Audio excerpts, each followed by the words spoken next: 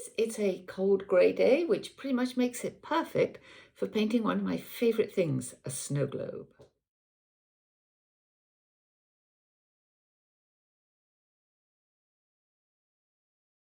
So being very low tech, I draw around a little saucer to get my globe, and I cut out a little paper template for the base. Hold the template in place and I just trace around it, and this has the advantage of giving you a nice even curve on both sides.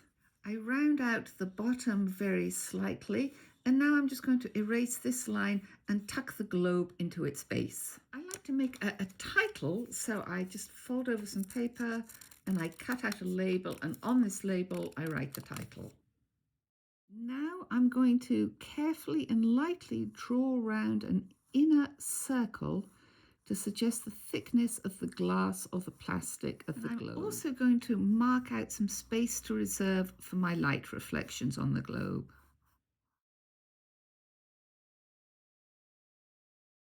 So my image today is a picture of the barns at Weir Farm, which is just a beautiful national park in Connecticut. I start by drawing the earth line in maybe about 1/3 to 1/2 the way up the globe. I'm going to very lightly pencil in our barn. And you'll see it's a pretty simple structure, not too different from the one we looked at last. The drawing now looks like this. So we can put in the wall in the front, and we can put in some of the trees. So this is the wall. I'm going to change the design a bit and just move this entrance, this gap between the stone wall, over a tiny bit. So I put my gap right here rather than in the center of the action where I have the trees. I'm also going to move these trees behind the barn rather than having them in front. So my drawing now looks like this. It's pretty simple, but it gives me the basics. I've got the barns, I've got the reflection, I've got the wall here, I've got 2 trees. So I'm good to go, and that means mixing up some sky color. Our picture, it's a lovely sunny day, but for a snow globe, we want to have a nice dark sky so that we can show the falling snow and the snow stands out against the sky. So we're going to go back to one of my favorite mixes, which is the indigo and the periwinkle. I test the color on a napkin to make sure it's dark enough. Loading up my brush, I start over on the left side, going right up to the line, the inner wall, and I start painting in this beautiful dark, dark sky.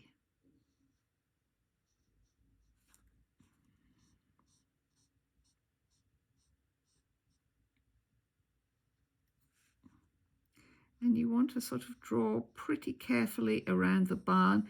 Doesn't matter so much about the tree because the tree is going to be dark and you're going to paint on top of it. And you want to paint around the areas that you've marked out for your reflection. Pretty dark here. Now I'm going to dip my brush into some water just to lighten up that sky and pull it over, because I want the sky to be a little bit darker on the sides and a little bit lighter in the middle.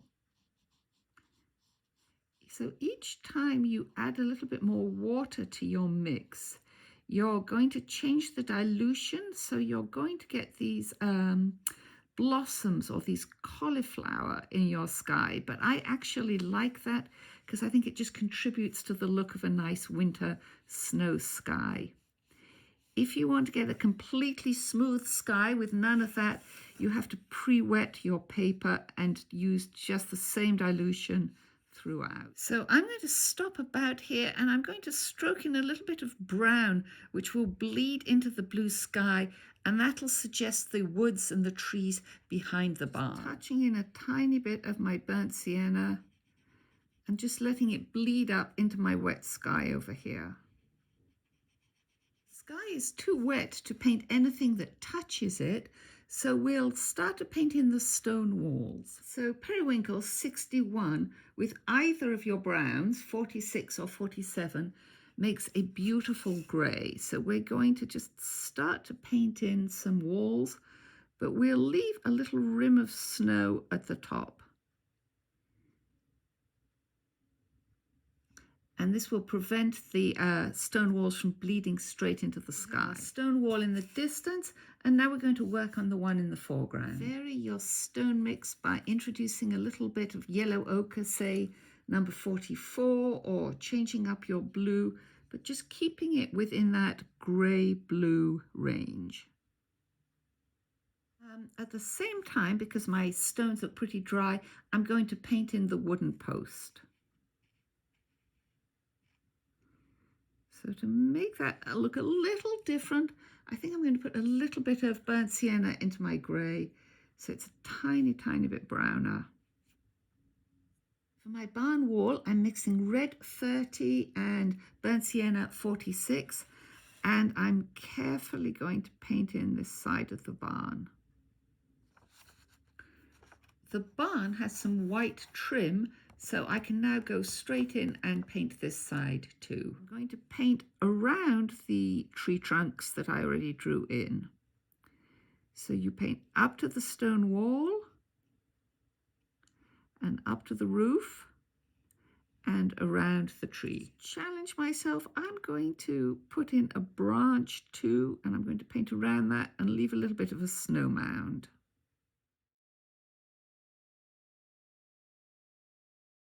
So this barn has a little bit of stone here, so we'll separate the two parts of the wall. For the other side, I'm going to put a tiny bit of indigo into this so it just changes colour to show that we're changing the angle. Go back to our stone colour, and we'll just paint in this tiny bit of set wall over here.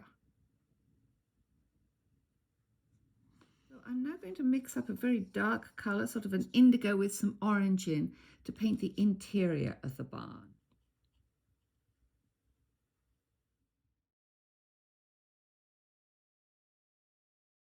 Same mix, I'm going to put in the shadow in and the sort of cracks between the crevices in the stone wall in the foreground. And you don't want to put them all in because you want to suggest that some snow has lodged in the cracks, but you want to put just a couple in. One or two tiny dots in the distant wall, but again, not too many. So use this mix for putting a shadow under the roof line over here and on the other barn. And a shadow on the roof line over here. I add a little bit more of the burnt sienna to that mix, and I'm going to stroke in some trees or some bushes just in the background, kind of loosely like this. I want to switch to a super thin brush and just drag some of that color out to make finer branches, finer tree trunks. I have a little bit of the sky mix handy. I dilute it, and I'm just going to go round the edge of the snow globe very, very lightly with my nice thin brush.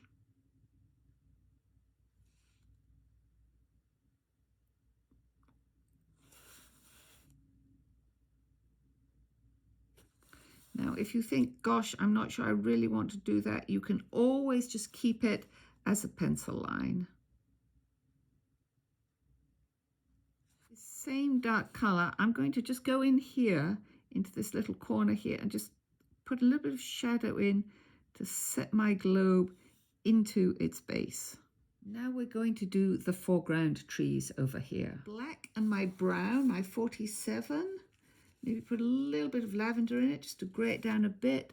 And I'm just going to start to paint in my tree. That's a little too lavendery, so I'll just take a little bit more of the brown in. Now we're just going to continue to make it just a tiny bit taller, and then we'll add some side branches. So at this point, I just paint right over the blue sky. Carefully putting in my second tree, which is behind the first. If it seems a little too thick, you can just paint in part of it. And then you can suggest that that little bit of extra thickness is just snow catching on the trunk. Second tree, now I'm going to add some side branches. I'm going to add a slightly bigger tree way back in here.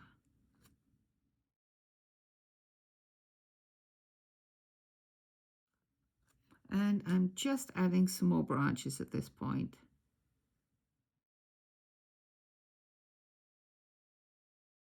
So just test your color to be sure that you like it.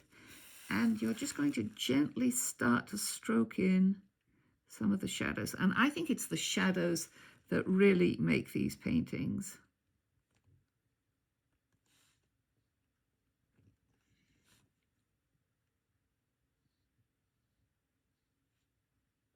So the shadows are running across the page like this and also onto the roof of the barn. Mix up some shadow color. So I'm going to use Periwinkle and 66.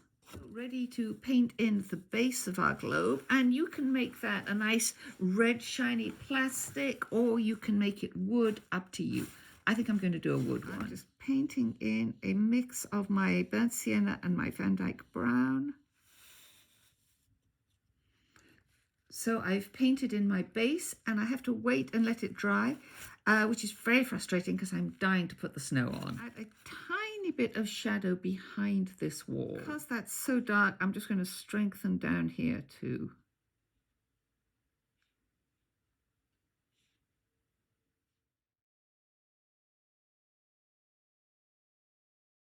Now I'm going to take my trusted Dr. Martens and I'm going to dab in some snow.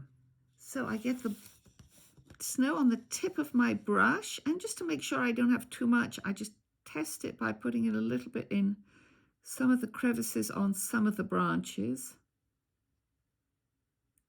Just dotting in where I've got a big branch and it might be a little bit too fat.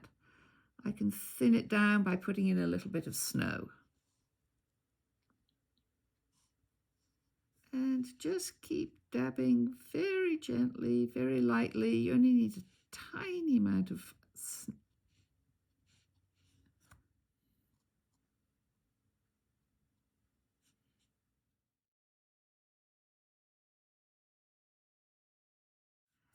And when your base is dry, you can add a label, you can call it Weir Farm, you can call it a snowy afternoon, whatever, but you have created this magical mini world, this wonderful little snow globe. So I hope you'll discover a love of painting snow globes too, and I can't wait to see what you do.